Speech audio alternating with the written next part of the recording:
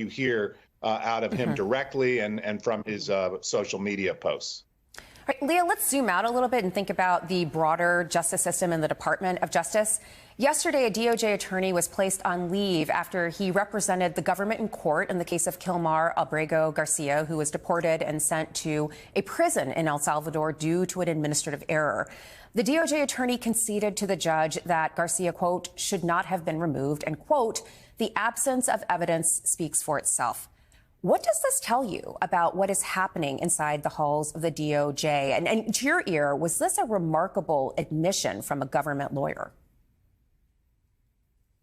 It wasn't remarkable in that when there's an error, the government should and has confessed error in the past. I think what's remarkable about this is that apparently is now potentially a fireable offense. The Department of Justice lawyer conceded that this was someone who was deported because of a paperwork error. This is not someone who the government believes is part of the Tren de Aragua gang and should not have been deported under the Alien Enemies Act proclamation. And he was put on administrative leave, and his supervisor was also put on administrative leave for the offense of failing to keep a subordinate in line. And so to the extent, we have an administration that is now looking for judges who are, in Josh's words, going against the grain. I mean, I don't know if that means they are now looking for judges who are unwilling to admit the truth or unwilling to follow the law, since that's now apparently what they are looking for in DOJ federal government lawyers. So Josh Lee makes a great point. The president clearly expects loyalty from the people that he surrounds himself with and the people that he appoints. And that likely includes his judicial appointments, whom he's taken to calling, as you say, my judges. The interim U.S. attorney for the District of Columbia, Ed Martin, caught some flack earlier this year for referring to DOJ attorneys as, quote, President Trump's lawyers. How real are these concerns about judicial independence in light of the president's desire for loyalty and his demand for it from those he appoints? Well, I think they're very real, and it does get to one question about whether the appointees that Trump comes up with that we haven't seen yet for the judicial posts in his second term look anything like the ones in his first term. When we worked on that story, we sort of set out to find out who those people might be. And there's a sense that Trump has gotten into kind of a falling out, if you will, with the Federalist Society figures who handled his judicial nominations during the first term. People like Leonard Leo said to not really be on speaking terms with the president anymore. Whether someone like Don McGahn, who was a White House counsel in the first term, is still involved. We're seeing some indications that he may still be involved. But it does seem like Trump and some of his advisors would like to go in a different direction to get sort of more aggressive, more extreme judges than they did in the first term. The question really is whether there's a pool of people like that in the country that are qualified to serve as judges, whether they could get through the Senate. Most of the people we talked to seem to feel like there were not that many people who could possibly be on such a list. Right. All right, Leah, in a new piece for The Atlantic, you wrote about the legal strategy that the Trump administration took away from its efforts to implement the first travel ban all the way back in 2017. You write, quote, from that litigation, the administration learned a strategy for implementing portions of its legally dubious agenda without the court's explicit blessing. Go fast. Speed facilitates obfuscation. By pushing litigation to a breakneck speed and changing the underlying details just as quickly, the administration was able to get the Supreme Court's approval for policies without full legal scrutiny. That same approach is once again underway in the deportations case and in others now before the court. Can you say more about this strategy and whether there has been sufficient pushback on the administration from the courts so far? Yeah, so what the administration is doing is they are taking all of these unfavorable rulings that have thus far happened in the lower courts that have actually gone into the facts and had time to write opinions explaining why the administration's actions are illegal. And then they go up to the Supreme Court on the emergency docket or the shadow docket and ask the court for permission to put these policies into effect immediately without the Supreme Court having to explain why it is allowing the administration to put these policies into effect. And they ask the courts to make that determination on a very expedited basis, perhaps before the justices have time to familiarize themselves with the legal record in these cases as the trial judges have. And so what we are seeing is the administration is continuing to play fast and loose with the facts as they ask the Supreme Court to allow them to implement these policies. And sometimes the Supreme Court has done so. So just at the end of last week, the court allowed the administration to cancel a bunch of Department of Education grants used for teacher training. And I think it's important to keep that in perspective when we're asking about who the administration thinks was not sufficient for their judicial nominees in the previous administration. You know, we are talking about Justices Gorsuch, Kavanaugh, and Barrett, who overruled Roe v. Wade, have allowed the administration to implement numerous of its policies, granted the president sweeping immunity, and that apparently wasn't good enough. And I think they are going to be able to find people who will do that, like Judge Eileen Cannon, who basically torpedoed one of the prosecutions against Donald Trump. And make people think about this, but I can't provide that information that I just provided to you. Everybody else can. That was the landscape in the immediate wake of Dobbs. Healthcare providers afraid to even mention the availability of safe, legal abortion in other states for fear of prosecution. And all of this came at a time when that information was absolutely critical for patients in Alabama. More troublingly, during this same period, abortion opponents were claiming that Robin Marty and other providers in the field were exaggerating the risks of prosecution for directing patients to legal health care. But it didn't take long before Alabama's Attorney General told on himself.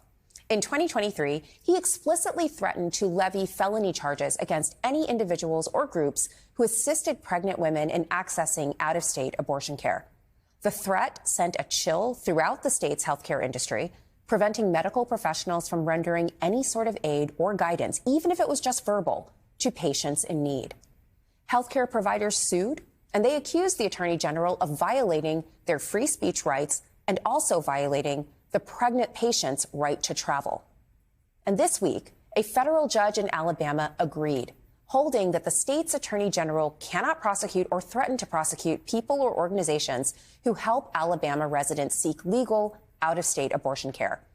According to U.S. District Judge Myron Thompson, the Attorney General violated both the First Amendment and the constitutional right to travel if he tried to bring up these criminal charges against providers.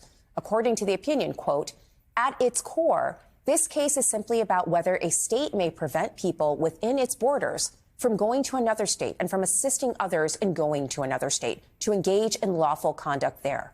The court now answers no, a state cannot. Thompson also warned about the broader implications of the Attorney General's threats to enforce Alabama laws outside of that state. He wrote, quote, for example, the Attorney General of Alabama would have within his reach the authority to prosecute Alabamians planning a Las Vegas bachelor party, complete with casinos and gambling, since casino-style gambling is outlawed in Alabama. And that warning brings me to an important point about cases like these. While the ruling is certainly a victory, it also highlights the dangerous Pandora's box the Supreme Court opened when it overturned Roe v. Wade in 2022. Soon after that seismic ruling, the mask of states' rights quickly fell off, and conservatives raced to limit reproductive rights nationwide with new bad faith tactics. These tactics include everything from suing out-of-state providers who prescribe abortion pills to passing abortion trafficking laws that charge a woman with trafficking her own fetus if she crosses state lines to access an abortion, even in states where it is legal. Possibly the biggest development is the rise of the fetal personhood movement, a dangerous, once fringe movement that aims to create an entirely new legal class of citizens consisting of embryos and fetuses.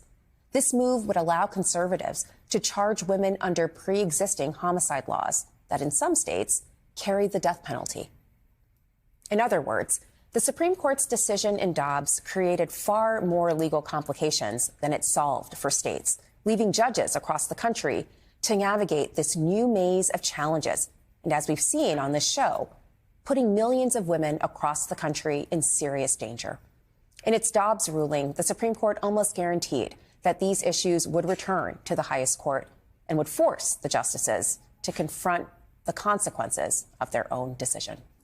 Joining me now is Robin Marty, whom you saw in the clip with Ali just before the break. She is the executive director of the West Alabama Women's Center, and she is the author of the Handbook for a Post-Roe America.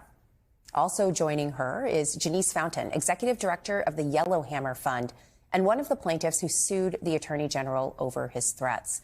Robin, first to you. In that clip that we played before the break, you told Ali that you really feared speaking freely with your patients about the availability of abortion services in other jurisdictions. How has this ruling changed the way that you and the clinic will operate going forward? You know, it's funny looking at that clip, which always shows when I'm on here. And in the past, when it plays, I found myself always feeling really uncomfortable because I'm like, oops, there I go. That's the thing that I just did that could potentially get us in trouble. And this time I knew it was coming and I watched it and it felt really freeing. It is wonderful to have the chance to be able to tell patients about all of their legal options again, because otherwise we're just as coercive as the government was being in telling them you can only do certain things with your pregnancy. And Janice, you were also a litigant in this lawsuit, and your organization has been dedicated for years to helping women access abortion and other reproductive health care despite their financial constraints. Obviously, this ruling changes how you're able to operate, but do you worry that this is going to be appealed to the 11th Circuit, the Intermediate Federal Circuit Court that will hear Judge Thompson's ruling on appeal? And we're not quite sure how this will fare when it goes up to that court.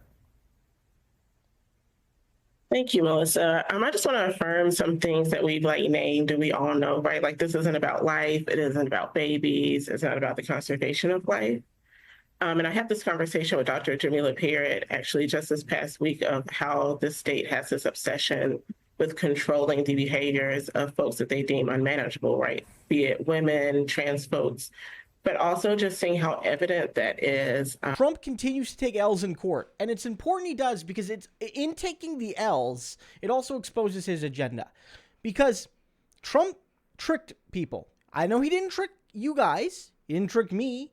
He didn't trick most of the people that watch my content or watch progressive content on this website, but he tricked enough moderate and low and medium information voters when he pretended like he was all of a sudden a quote-unquote moderate on the question of a woman's right to choose. Because on the one hand, he said you have other Republicans who want to ban it all and ban everything and get rid of it. And you have the Democrats who are obviously awful to babies or whatnot. And then you have me in the middle. That was his argument. And guys, I got to be honest, that tricked enough voters in enough swing states to help him win. But what we see from the actual MAGA movement, the actual mask-off MAGA movement, because remember, Trump said, I don't even know what Project 2025 is. I haven't even read it. Some of the things I hear I don't even like. And then what did he start doing when he won? He started implementing Project 2025. Much of it is either implemented already or is, in the process of being implemented. Trump supporters on election night, when it became clear he was winning, said, actually, all along, yes, Project 2025 was our plan. So when Trump says, I'm not really going to ban abortion anymore, he was lying, at least in my opinion. Maybe yours as well. And so what we see is this massive blow to Trumpism, saying that you can't use these laws to attack people. And we need the courts to push back, because when they do, they not only defend guardrails of democracy and human rights, but they also say, whatever Trump said on the campaign trail is one thing. Here's what MAGA lawyers and MAGA congresspeople and MAGA state legislatures and often Trump's team themselves are actually trying to do. And it's far more radically right-wing than he ran on.